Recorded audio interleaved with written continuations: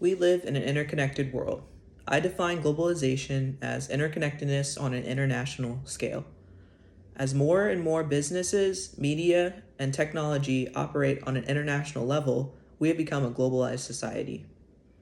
With the invention of the internet, we can connect with people thousands of miles away. Many companies have international locations and headquarters in other nations, and media like music and television shows cross borders all the time nowadays. Globalization has impacted the way we experience the world and interact with each other. Gone are the days when we lived isolated, only knowing what was going on in our immediate area. With international news outlets, people can stay informed about what is going on around the globe. Regarding international news, organizations like NWICO, the New World International and Communication Order, were created.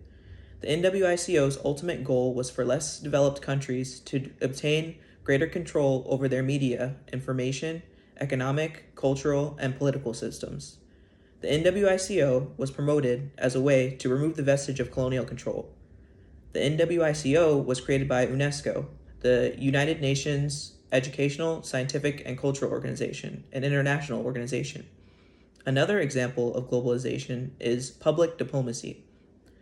Public diplomacy is global communication efforts to inform, influence, and engage global publics in support of national interests. It came about during the Cold War era when it was important to win over parties not involved in the power struggle. It is the support of the overseas public that is being sought after, and a great example of different nations interacting in a globalized way. The globalization of our world has both pros and cons.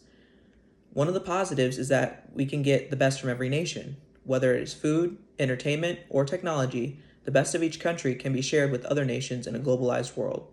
It is also important from an information perspective. We can be informed about the goings-on in other nations and stay up to date with international news. Globalization makes us global citizens, not just citizens of our own countries, and expands and broadens our worldview. Some negative impacts of globalization are that Western media can be prioritized over other nations, resulting in a one-way flow of media messages from core to peripheral nations. This evidence shows more news and images come from the Western world, and access to non-Western culture in terms of information, knowledge, entertainment, and images becomes more scarce. This is unfair and results in unequal representation.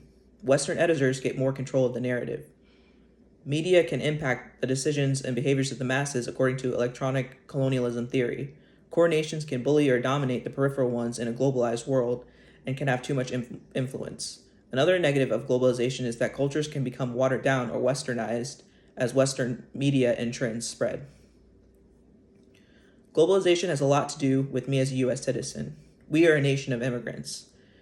I live in an integrated society made up of people from all over the world, and our economy, technology, and government are all interconnected with those of other nations.